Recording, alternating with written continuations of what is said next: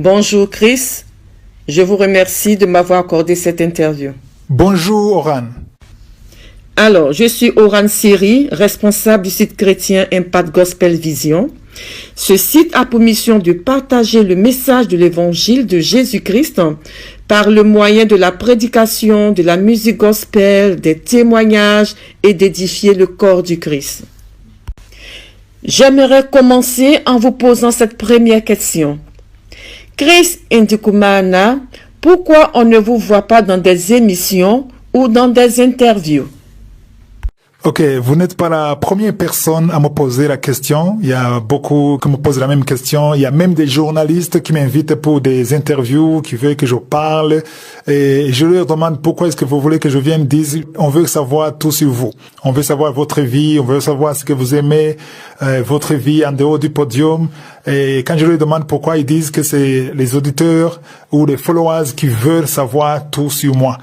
Alors, ça me met dans une position d'inconfort parce que moi, je ne veux pas plus parler de moi que de parler de Jésus. Je suis appelé à parler de Jésus. Ce qui est important, tous ces milliers qui me suivent, ils veulent plus savoir Jésus, plus que savoir Christ. Donc, je ne suis pas motivé à exposer Christ, je suis plus motivé à exposer Christ. Je veux parler de Jésus. Voilà. Je ne dis pas que c'est mauvais, que ceux qui font ça, ils font une mauvaise chose, non. Et moi-même, peut-être un jour, je vais en parler, mais je suis tellement bousculé pour parler de Jésus. Je suis passionné de parler de Jésus et voilà pourquoi je n'aime pas beaucoup qu'il y ait une émission d'une heure qui ne parle que de ma vie, mes préférences, ma couleur préférée, qu'est-ce que j'aime, qu'est-ce que je n'aime pas. Et je veux que les gens sachent qui est Jésus et qu'est-ce que la parole de Dieu dit sur leur vie. C'est ça qui est important.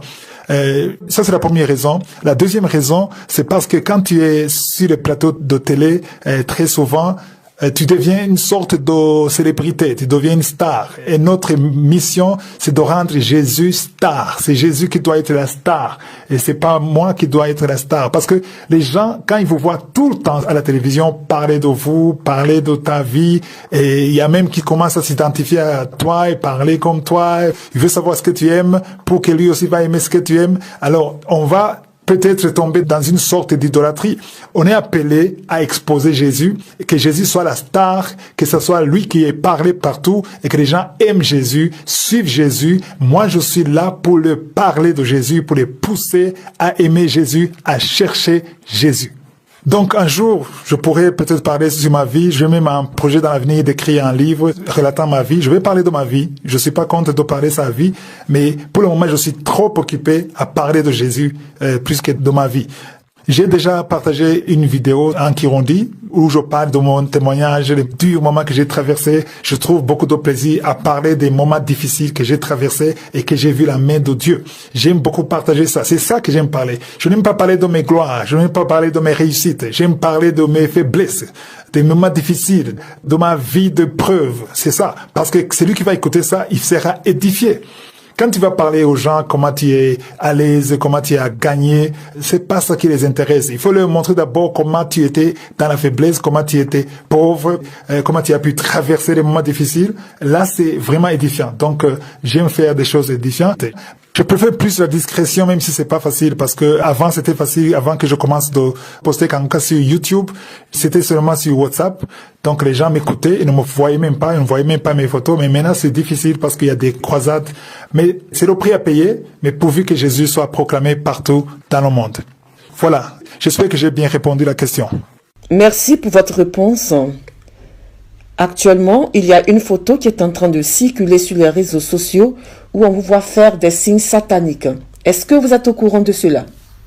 Ah oui, la fameuse photo. En fait, les francophones viennent de découvrir la photo maintenant. Moi, je le sais parce que il y a des auditeurs de l'émission Kanguka qui nous envoient ces photos. Donc, la photo circule maintenant.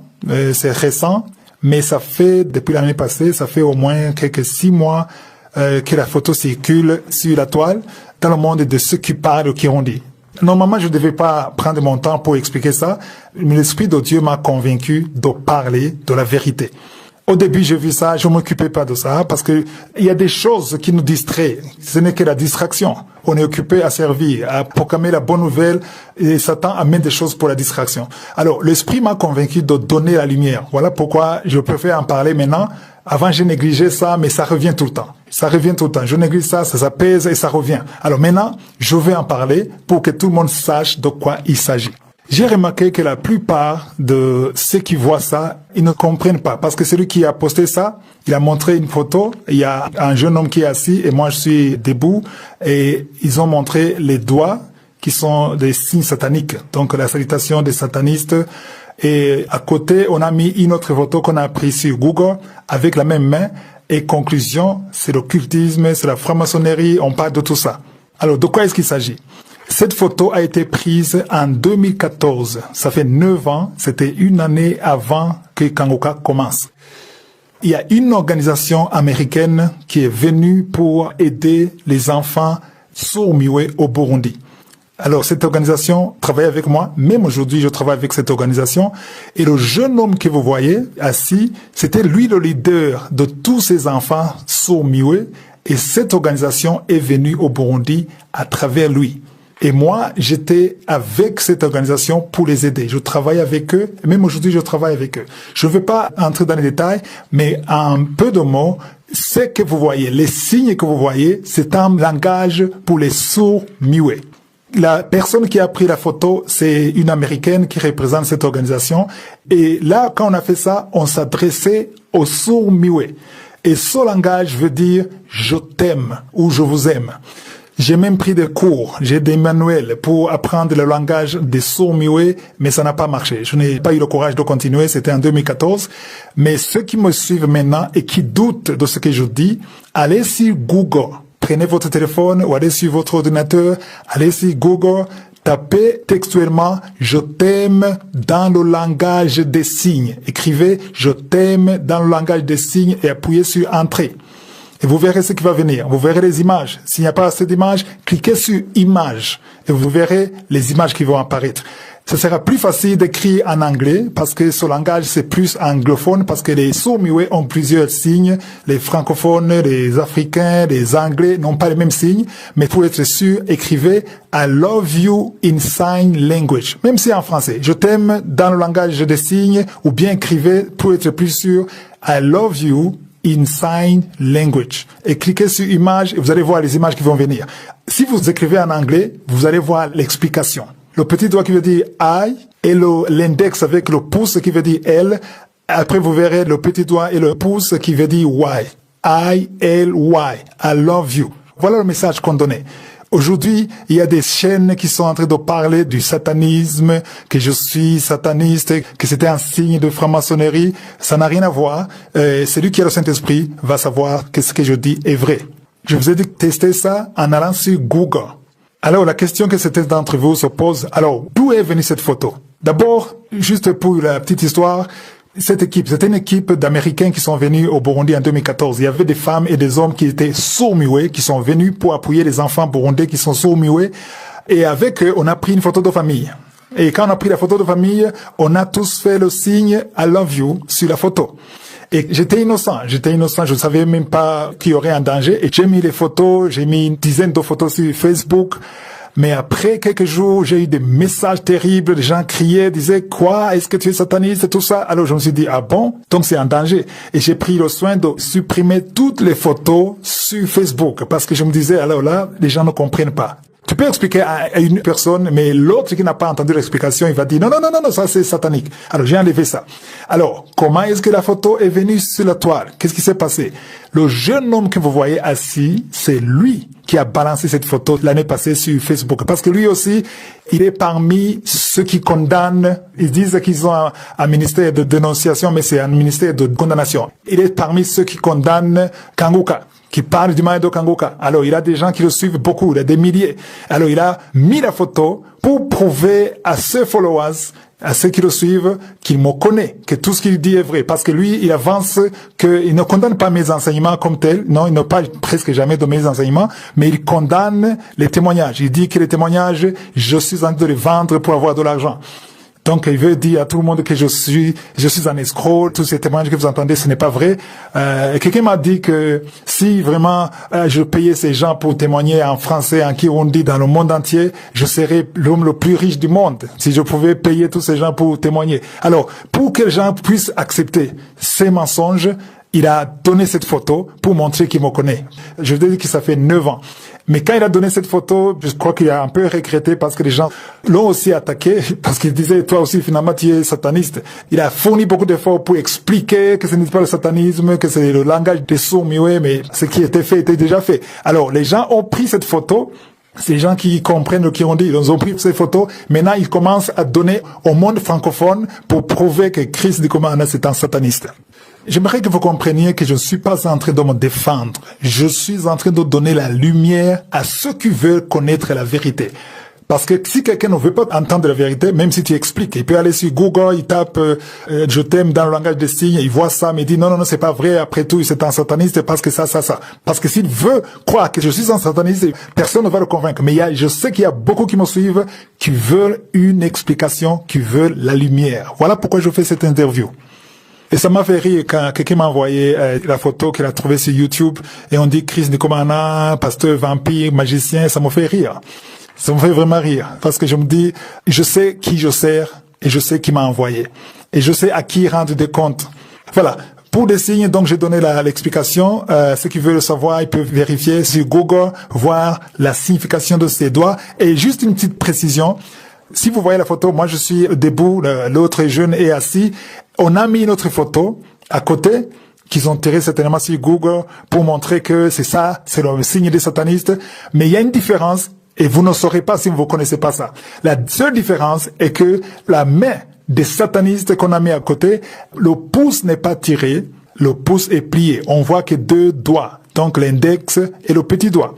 Mais le langage I love you, en anglais, pour les sourds-muets, les signes des sourds-muets, il y a 3 doigts. Il y a le pouce qui est tiré, il y a l'index, il y a le petit doigt. Ceux qui connaissent le langage des signes savent que ce que je dis est vrai. Et ceux qui ont le Saint-Esprit, ils peuvent sentir que ce que je dis est vrai. Il n'y a que le Saint-Esprit qui peut vous convaincre. Voilà tout ce que je peux dire à propos de ces signes sataniques. Je donne la lumière uniquement pour ça. S'ils ont d'autres raisons pour dire que je suis sataniste, il n'y a que le Saint-Esprit qui va témoigner que je sers Jésus ou que je sers le diable. C'est tout.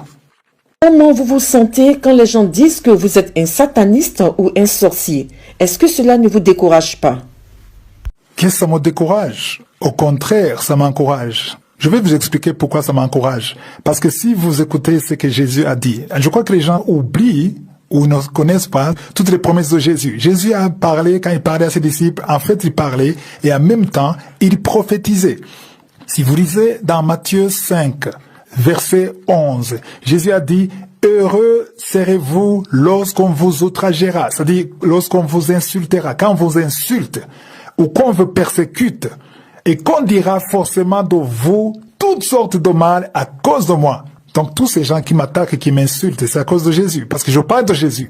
Je ne parle jamais de moi. Même quand je prie pour les gens, je dis ce n'est pas moi qui guéris, c'est Jésus qui guérit. Donc ils m'insultent à cause de Jésus. On attaque, on lance des pierres à un arbre qui a des fruits. S'il n'y a pas de fruits, on ne lance pas. Donc Jésus a dit, heureux serez-vous. Donc si on vous insulte, si on vous persécute, et on dit forcément de vous toutes sortes. Et maintenant, si vous voyez ce qui circule sur YouTube, on dit que je suis un sataniste, je suis un pasteur vampire, un magicien, un sorcier même. J'ai vu, on m'a envoyé des vidéos. Entre-temps, j'aimerais demander aux éditeurs de l'émission Kangoka de ne pas m'envoyer ou de nous envoyer ces vidéos qui nous insultent et qui nous persécutent parce que ça nous fait perdre du temps. On est occupé à préparer l'émission en 3 langues, en français, en kirundi, en anglais, et on ne veut pas perdre de temps avec ça. Mais quand je vois ça, quand j'apprends qu'ils sont en train de m'insulter, de me persécuter, de dire faussement des choses à cause de Jésus, la parole de Dieu dit, si vous avez bien lu le verset 11, heureux. Mais en anglais, on dit blessed. En fait, la version originale, ce n'est pas heureux, c'est béni. Donc, si on t'insulte, si on t'accuse, si on te persécute parce que tu prêches Jésus et qu'on dit faussement de toi toutes sortes de mal, je vais te dire, serviteur de Dieu qui m'écoute, ne sois pas révolté, ne sois pas découragé, tu es béni. Pourquoi est-ce que tu es béni? Au verset 12, Jésus a dit, Matthieu 5, verset 12, réjouissez-vous et soyez dans l'allégresse. Autrement dit, soyez dans la joie. Il faut te réjouir. Pasteur, évangéliste, enseignant, toi qu'on attaque, si on t'attaque forcément, on dit que tu es sorcier alors que tu n'es pas sorcier. On dit que tu es sataniste alors que tu n'es pas sataniste. Il faut pas te défendre. N'essaie pas de te défendre. Il faut comprendre que tu es béni. C'est ce que Jésus a dit. Il a dit, vous êtes bénis. Pourquoi est-ce que vous êtes bénis? C'est écrit, je suis en train de lire le verset 12, vous pouvez lire dans votre Bible, parce que votre récompense sera grande dans les cieux. Car c'est ainsi qu'on a persécuté les prophètes qui ont été avant vous. Ça, c'est Jésus qui l'a dit. Autrement dit, Jésus avait prophétisé que ceux qui vont le suivre, ses serviteurs, seront persécutés. Vous voyez, continuez dans Matthieu chapitre 10, verset 24. Il a dit, le disciple n'est pas plus que le maître, ni le serviteur plus que son Seigneur. Un jour, j'ai entendu un pasteur sur YouTube qui disait que chaque fois qu'il entend des gens qui le calomnient, qui l'insultent, il va devant Dieu, il pleure. Il dit, Seigneur, pourquoi est-ce que tu n'ouvres pas les yeux? Pourquoi est-ce que tu ne leur montres pas la vérité? Il prie même en demandant le jugement contre ces gens. Mais j'aimerais te dire, si c'est toi qu'on attaque, il faut savoir que tu es béni. Il faut te réjouir. C'est ce que Jésus a dit. Et il faut comprendre une chose. Jésus a dit que ça va arriver. Il a dit, le disciple n'est pas plus que le maître. Le serviteur n'est pas plus que son Seigneur. Donc toi, tu es serviteur de Jésus. Et Jésus a été persécuté. Il a été insulté. Et toi qui es son serviteur, toi qui es son disciple, tu ne veux pas être persécuté. Je vais te dire quelque chose, toi qui sers Dieu. Si, quand tu prêches, tu parles de Jésus, tu as une église, ou tu parles sur les réseaux sociaux, je ne sais pas, et que tout le monde applaudit, il n'y a pas une voix qui se lève pour s'opposer. Il faut faire attention, il faut bien revoir ton message. C'est pas normal que tu prêches le message de Jésus et que tout le monde applaudit. Non, c'est pas possible. Parce que Jésus lui-même, verset 25, Matthieu 10, 25, il a dit, il suffit aux disciples d'être traités comme son maître. Jésus a dit que nous devons être traités comme lui. Jésus, on l'a persécuté, on l'a insulté, on l'a calomnié. Et aux serviteurs comme à son Seigneur. Si vous continuez à lire le verset 25, Jésus a dit, s'ils ont appelé le maître de la maison Belzéboul. Le maître de la maison, c'est Jésus. On l'a surnommé Belzéboul. Belzéboul, c'est le chef des démons. Pas seulement un simple démon, un grand démon. Parce qu'on voyait les miracles que Jésus faisait. Un grand démon, on dit, Jésus, c'est un démon. Ils ont insulté Jésus que c'était un démon. Et Jésus dit, à combien plus forte raison appelleront-ils ainsi les gens de sa maison? C'est-à-dire, nous qui sommes les serviteurs de Jésus, si Jésus a été insulté, s'il a été appelé le chef des démons, moi aussi je dois être insulté, parce que Jésus l'a dit. Autrement dit, Jésus a prophétisé que ses serviteurs seront insultés, seront accusés forcément, et si ça n'arrive pas, il y a quelque chose qui ne va pas. Donc, ces gens qui nous insultent, qui nous calomnient, qui disent que nous sommes des sorciers, des satanistes, des vampires, en fait, ils sont en train d'accomplir la prophétie de Jésus et ils sont en train de nous rendre bénis. Parce que je serai béni, c'est ce que Jésus a dit. Je dois me réjouir et j'aurai une récompense au ciel. Parce que le ciel sait que ce que je dis vient de Jésus. Alors, ceux qui nous insultent, en fait, ils ont créé un langage, un système, ils disent, nous avons un ministère de dénonciation.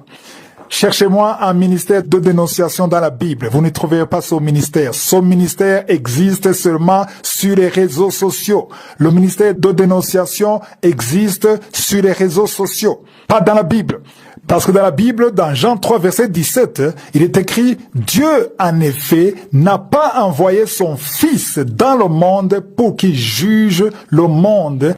Même quand on a amené la femme adultère devant Jésus, il a dit, personne ne t'a-t-il condamné? Et il répondit, non Seigneur. Et Jésus lui a dit, je ne te condamne pas non plus, va et ne pêche plus. Jésus n'est pas venu condamner le monde.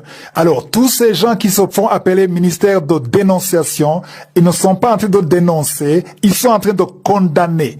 Donc, il faut un travail qui est différent de celui de Jésus. Ce qui m'ont fait croire qu'ils sont en train de servir un autre maître qui n'est pas Jésus. Tous ceux qui sont là, sur YouTube, sur Facebook, en train de parler des pasteurs, en fait, souvent, ils condamnent le message de la prospérité d'un côté, et d'un autre côté, on condamne un serviteur qui fait des choses anormales, des choses inhabituelles. Si tu pries pour les malades, et les malades sont guéris, il y a des miracles inhabituels qu'on n'est pas habitué à voir, ils disent, c'est un sataniste.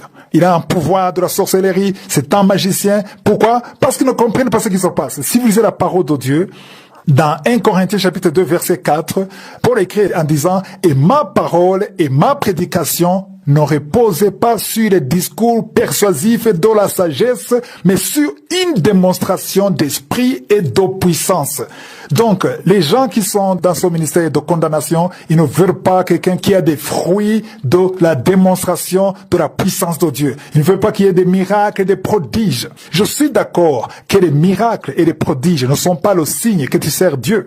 Dans Matthieu 24, verset 24, c'est clair. Il y aura de faux prophètes, de faux Christ qui vont faire des miracles. Ça, je suis d'accord que les miracles ne sont pas un signe que tu es dans la voie de Dieu. Mais les miracles et les prodiges accompagnent la parole de repentance. Vous qui suivez l'émission de Kangoka, vous êtes témoin que dans Kangoka, il y a la repentance. Si vous doutez, allez suivre les témoignages de lundi à 11h, que ce soit en français ou en Kirundi. Vous allez écouter les gens qui ont été transformés, les gens qui étaient adultères, les gens qui étaient ivrognes, les femmes qui étaient prostituées, les gens qui étaient liés par la pornographie. On a des témoignages. Même samedi, vous entendez des témoignages, des transformations. Il y a la repentance. Il y a des gens qui sont baptisés par immersion, qui entrent dans le royaume. Il y a même qui sont déjà partis au ciel. J'en connais beaucoup. Par semaine, on a des centaines de gens qui confessent Jésus sur téléphone et gratuitement, sans payer, et ils sont convertis et ils vont dans des églises. Beaucoup de couples qui vivaient dans la fornication, sans mariage officiel, aujourd'hui ils sont ensemble tous les vendredis. Écoutez, quand au cas de vendredi, je prêche toujours sur la repentance, je prêche sur la venue de Jésus, je prêche sur le royaume de Dieu, je prêche sur la sanctification, et ça, ce sont les fruits de la repentance. Alors, on a des fruits, et on n'a pas besoin de le défendre. Le ministère de Jésus, on n'a pas besoin de le défendre parce que ce n'est pas mon ministère. Que tout le monde le sache, Kangoka ne m'appartient pas. Kangoka n'est pas mon ministère. Kangoka, c'est le ministère de Jésus. Je suis juste le gérant, mais le patron, le Seigneur, le maître de la maison, c'est Jésus. Il y a un message clair que Jésus a donné. Il a dit dans Matthieu 7, verset 16, « Vous les reconnaîtrez à leurs fruits ». Si tu veux savoir qu'un serviteur de Dieu vient de Dieu, il est guidé par le Saint-Esprit, il faut pas être impressionné par les miracles, les guérisons, les sida, les cancers, c'est pas ça qui confirme. Mais le fruit de la repentance, est-ce que cet homme parle de Jésus? Est-ce que cet homme parle de la repentance? C'est ça qu'il faut voir. Un serviteur de Dieu qui ne parle jamais de repentance, il est en train de dérouter les gens parce qu'on doit comprendre que notre vie ne se termine pas ici.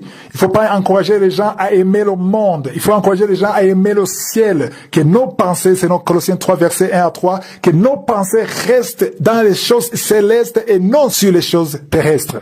Dans Jean chapitre 10, verset 38, Jésus dit, « Si je le fais, quand même vous ne me croyez pas, croyez à ses œuvres. » Si moi je vous dis de croire aux œuvres que je fais, je ne suis pas en train de parler des miracles, de cancer, de sida. C'est pas ça qui confirme mon ministère. Ce qui confirme, ce sont les œuvres de la repentance. On a des hommes et des femmes qui ont quitté le monde de Satan, qui ont été convertis. On a des gens qui ont quitté les religions d'idolâtrie, qui sont en train de suivre Jésus aujourd'hui. On a des musulmans qui sont convertis, des athées qui sont convertis, rien que par la parole de la repentance. Je suis pas là pour défendre parce que ce n'est plus moi qui vis, c'est Jésus qui vit. Ceux qui ont le Saint-Esprit comprennent ce que je dis.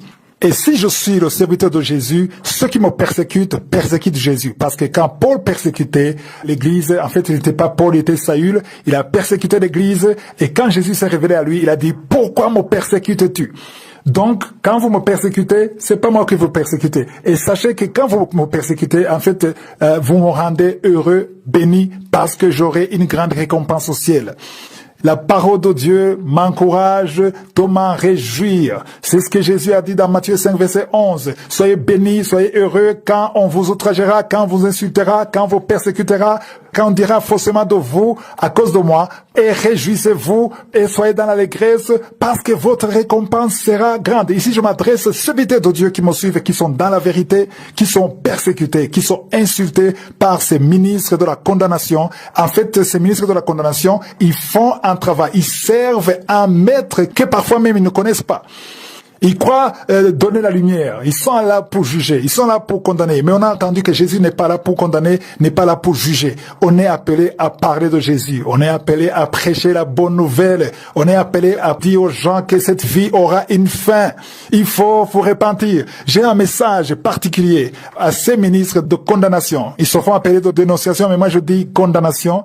J'ai un message pour eux, que ce soit ceux qui parlent français, que ce soit ceux qui parlent kirundi, qui ne font que condamner les autres. autres, qui ne font que parler du mal des autres. Ils n'ont même pas de message. Ils n'ont pas de message à partager. Ils veulent juste parler des autres. J'ai un message, 3 messages. Le premier message, il faut que vous sachiez que si vous croyez que j'ai peur de perdre ceux qui me suivent, les followers, j'aimerais que vous sachiez que ce n'est pas moi qu'ils suivent Jésus.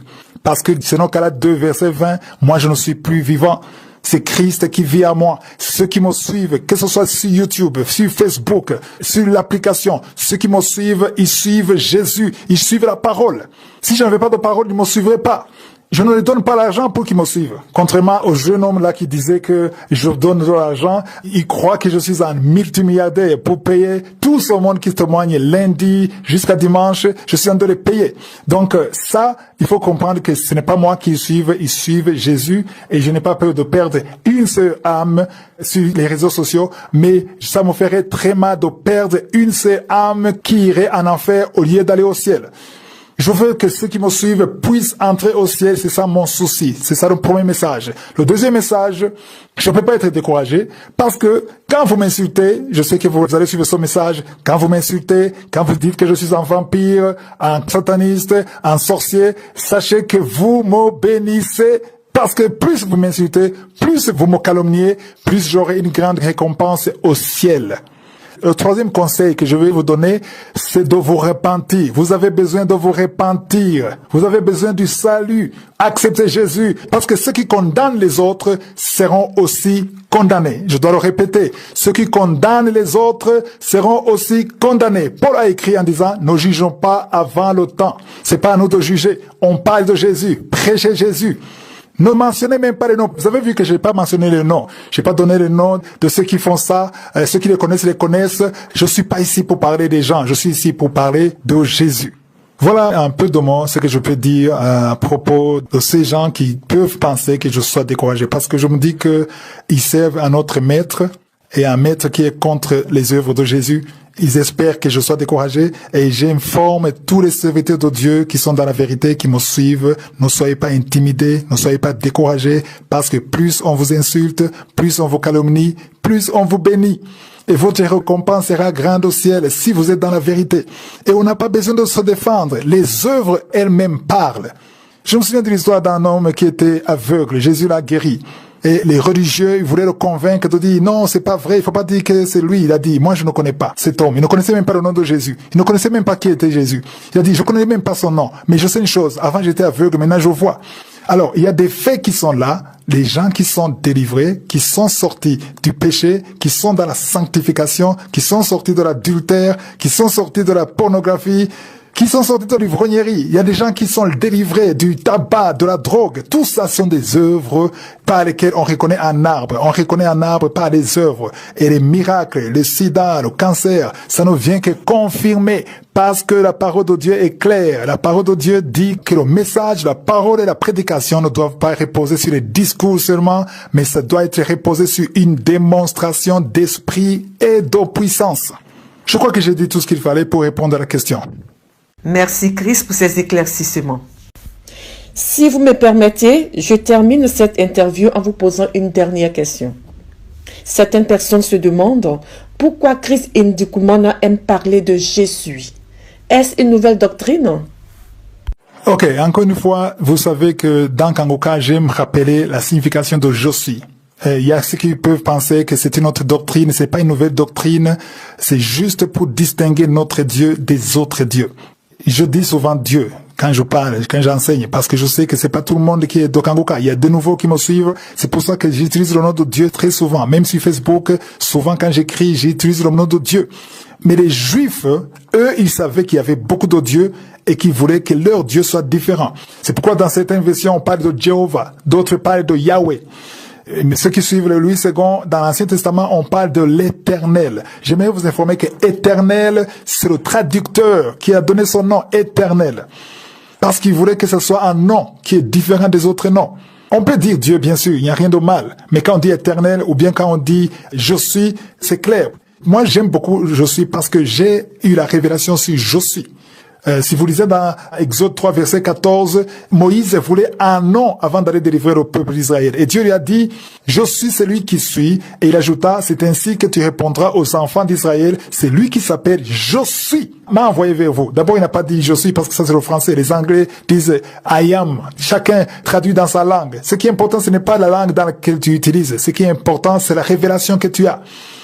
Il y a un problème avec les francophones parce que je suis et Jésus, c'est tout proche. Je vois les gens qui disent, pourquoi est-ce que tu dis je suis au lieu de Jésus? Donc je suis, c'est un nom qui différencie notre Dieu des autres dieux. Et au verset 15, il dit encore à Moïse en disant, tu parleras ainsi aux enfants d'Israël, l'Éternel, le Dieu de vos pères, le Dieu d'Abraham, le Dieu d'Isaac et le Dieu de Jacob. Il y a des gens qui disent que c'est ancien. Non, c'est pas ancien parce qu'il termine en disant, voilà mon nom pour l'éternité, voilà mon nom de génération en génération. Même notre génération a besoin de parler du Dieu d'Abraham, d'Isaac, de Jacob. C'est pour ça que quand je prie pour les gens, j'aime parler du Dieu d'Abraham, d'Isaac, de Jacob. Même quand je prie personnellement, ce Dieu d'Abraham, d'Isaac, de Jacob est différent des autres dieux. Il y a beaucoup de dieux. Il y a beaucoup d'esprits. Voilà. C'est ça la explication de je suis. C'est parce que je veux sentir que quand je parle de je suis, je parle d'un Dieu spécifique. Quand j'appelle Jésus dans la prière personnelle, je ne parle pas de Jésus, souvent je parle Yeshua en hébreu parce que j'aime vraiment que ça soit proche de la langue qui est originale. Yeshua, qui veut dire Jésus. Voilà. Donc, je suis, c'est le nom de Dieu. Tu peux dire je suis, tu peux dire Dieu, il va t'entendre, tu peux dire éternel, tu peux dire le Dieu d'Abraham, d'Isaac, de Jacob, tu peux dire Shammah, tu peux dire El Shaddai, tu peux dire Sabaoth, même les noms comme Jéhovah Jireh, ce sont les noms que les serviteurs de Dieu comme Abraham, comme Jacob ont donné à Dieu, d'après la révélation qu'ils ont eue à cette époque. Mais moi, ce que je dis, ce n'est pas seulement une révélation que j'ai personnellement, c'est une parole qui est écrite dans Exode 3, versets 14 à 15. Voilà, je crois que j'ai bien expliqué ça. Beaucoup savent déjà ça parce que j'ai répété ça plusieurs reprises. Et maintenant, avant de te rendre le micro, j'aimerais aussi informer à ceux qui me suivent sur Facebook. Et je le dis souvent les samedis, c'est Facebook et YouTube. Quand vous répondez aux messages, il y a des escrocs qui viennent dans les messageries, dans les commentaires, et ils répondent. Et ils ont le logo de Kangoka, ils ont mon nom, mais c'est faux. Ils commencent à vous demander de l'argent, ils vous disent des projets, il faut pas répondre à ces gens. Je ne réagis jamais dans les commentaires. Donc si quelqu'un t'écrit et il te dit que c'est Chris, il faut pas accepter. Et je toujours dis que sur Facebook, j'ai une seule page. C'est Chris Ndikumana.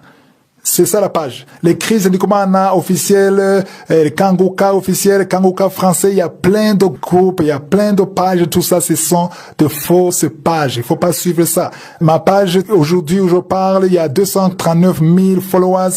Il y a des émissions en français, en kirundi et en anglais qui viennent tous les jours. Donc si vous ne voyez pas ça, ce n'est pas ma page.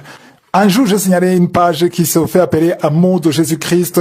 J'ai parlé de ces pages. Ils vont dans ma boîte personnelle et ils prennent mes photos privées. Et souvent, quand ils veulent écrire quelque chose, ils mettent ma photo. Moi et ma famille. Et des photos privées pour attirer votre attention. Tout ça, c'est dangereux. Je vous avertis que c'est dangereux parce que ces gens, ils veulent votre confiance. Un jour, il va accomplir son plan. Il veut que vous le suivez. Ils disent des bonnes choses, des bonnes paroles, mais faites attention. J'ai une seule page. Et encore une fois, Oran, je te remercie beaucoup pour cette interview parce que ça va aider beaucoup de gens qui voulaient la lumière. Évidemment, ceux qui ont le Saint-Esprit, ils vont savoir si ce que je dis est vrai ou faux, mais nous sommes là pour servir Jésus et que toute la gloire revienne à Jésus. Je bénis Dieu d'avoir rendu ce moment possible et aussi à vous qui avez pris de votre temps pour répondre à toutes ces questions. Que Dieu vous bénisse. Au revoir. Au revoir et je souhaite à Impact Gospel Vision TV de